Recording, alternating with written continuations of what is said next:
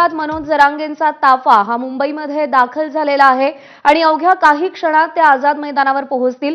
आझाद मैदानावरती मनोज जरांगेंची मोठी प्रतीक्षा आहे। हजारोंच्या संख्येने मराठा आंदोलक हे आधीच आझाद मैदानामध्ये पोहोचलेले आहेत आणि त्यामुळे मनोज जरांगेंच्या तिथे पोहोचण्याची सध्या सगळ्यांना प्रतीक्षा आहे।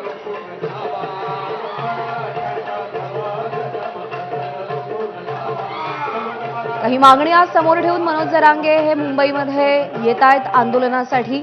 आपण आधीच या संदर्भात सूचना दिलेली होती, आपण आधीच या संदर्भात घोषणा केलेली होती। त्यामुळे आता कोणत्याही परिस्थितीत माघार घेणार नाही असा पवित्रा घेत मनोज जरांगे मुंबईमध्ये दाखल झालेत। मुंबईत आल्यानंतर आरक्षण घेऊनच परत जाऊ, तोपर्यंत मागे हटणार नाही असा निर्धार मनोज जरांगेंसह आलेल्या मराठा समाजाने केलेला आहे। जरांगेंचा ताफा आता आझाद मैदानाकडे रवाना होतोय, तर आझाद मैदान आधीच भरलेलं आहे।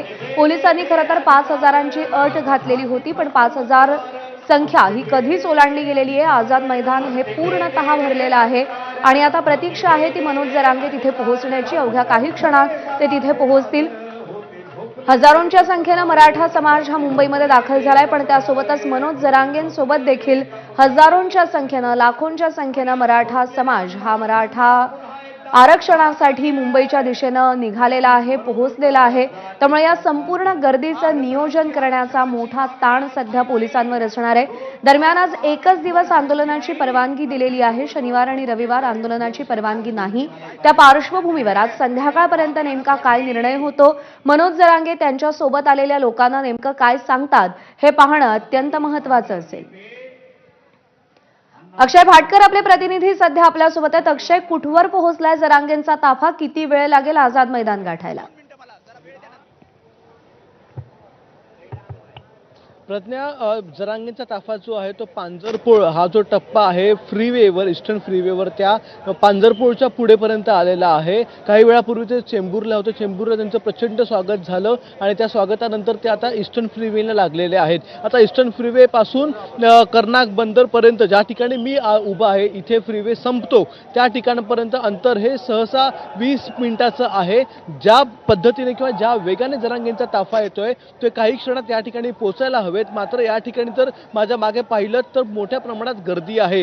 हा इतका मोठा जनसमुदाय जो आहे तो मोठ्या प्रमाणात आता आझाद मैदानाच्या दिशेने निघालेला आहे आणि ज्या ठिकाणी फ्रीवे खाली उतरला जातो त्या फ्रीवे उतरल्याच्या नंतर या संपूर्ण लोकांची गर्दी या ठिकाणी आहे। अनेक ट्रक्स जे आहेत ते या रस्त्याच्या दुतर्फा लावलेले आहेत। हा पी डेमेलो रोड आहे आणि या पी डेमेलो रोडवरूनच जरांगे यांचा ताफा जो आहे तो पुढे जाणार आहे। मात्र पी डेमेलो रोडवरून पुढे जात असताना त्यांना आपलं जे पोस्ट ऑफिस आहे त्या पोस्ट ऑफिसपर्यंत जाता येणार नाहीये। त्याच्या आधीच पोलिसांनी हा रस्ता जो आहे तो डायव्हर्ट केलेला आहे। माझ्या या बाजूला जर आपण पाहिलं तर हा संपूर्ण रस्ता हा डायव्हर्ट केलेला आहे, संपूर्ण रस्ता बंद करण्यात आलेला आहे आणि सगळे जे आंदोलक आहेत त्या सगळ्या आंदोलकांना पीडब्ल्यू रोडवरून फ्रीवेवरून खाली आल्याच्या नंतर वाडी बंदरवरून पुढे आल्याच्या नंतर कर्नाक ब्रिज जे आहे तो कर्नाक ब्रिजकडे वळवण्यात येत आहे। त्यामुळे सगळे आंदोलक हे कर्नाक ब्रिजवरून पुढे जात आहेत आणि पुढे जाऊन मग आझाद मैदानापर्यंत त्यांना जायचं आहे। अशा प्रकारचं डायव्हर्जन हे मुंबई पोलिसांनी करून ठेवलेलं आहे। त्यासाठी इथे मोठ्या प्रमाणात पोलिसांचा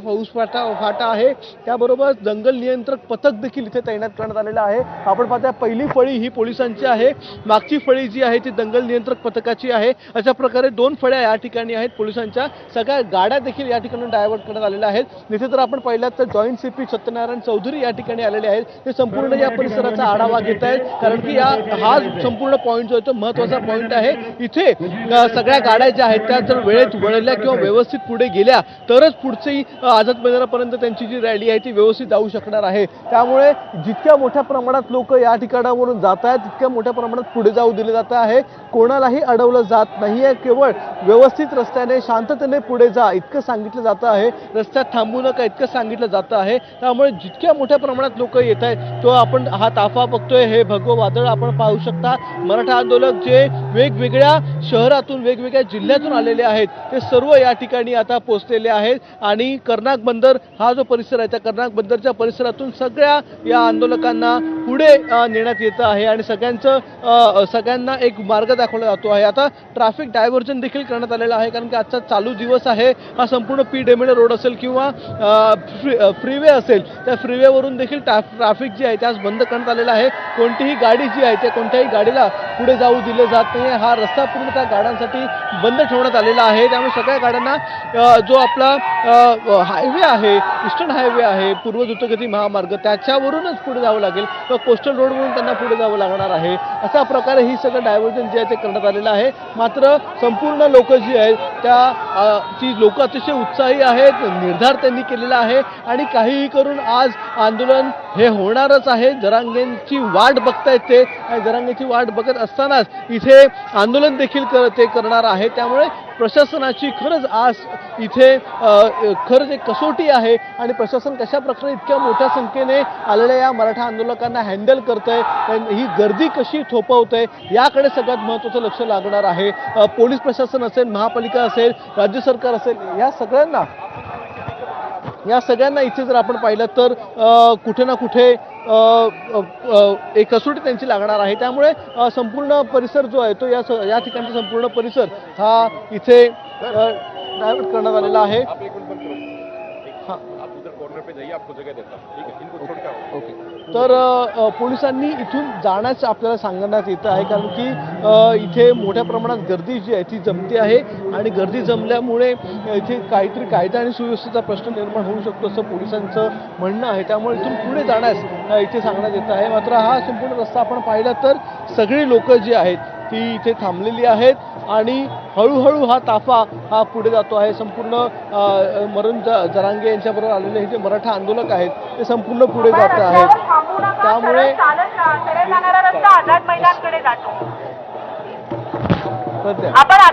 बरोबर आहे. त्यामुळे सूचना दिल्या जात आहेत लाऊडस्पीकरवरून कशा पद्धतीनं आझाद मैदानाच्या दिशेनं पुढे जायचंय.